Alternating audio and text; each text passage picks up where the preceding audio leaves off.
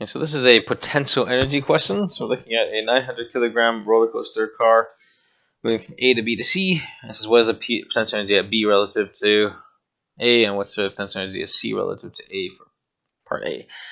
So in itself, potential energy doesn't mean anything. What is important is the change in energy. That's why it's, so what we always need to do is to set a reference line. So for the first part, for question A, we're saying relative to A. So I'm going to call this is our, so when we say relative to A, this is our 0 meters. Okay. So we say, what is the potential energy at B? What's the potential energy? So before I start, I'm just going to calculate each one. Let's just calculate. So from A, B and A. So what is the potential energy at B? So it's mgh. So the mass is 900 kilograms. Gravity is 9.8. And h, in this case, relative to B, B is 18 meters below. Okay, so it's 9 times negative 900 times negative 18.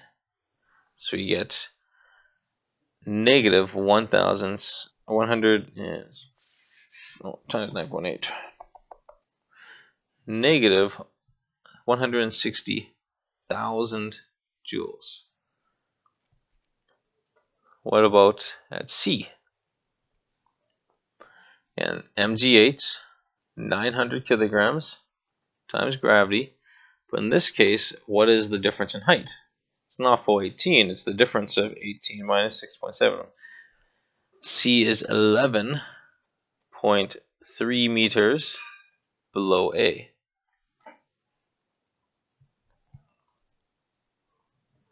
So you get negative 1.0 times 10 to the 5 joules.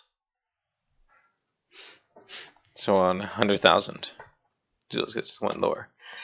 It says, what is the change in potential energy when it goes from B to C?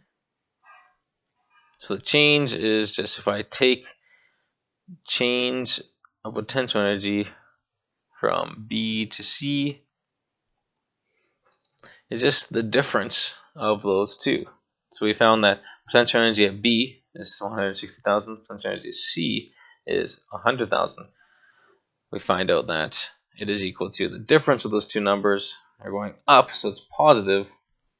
So it's negative 1.0 times 10 to the 5 joules minus negative 16000 joules, and we end up with around 60,000 joules. So 6.0 times 10 to the 4 joules. To be more precise, the actual number was 5,900 joules.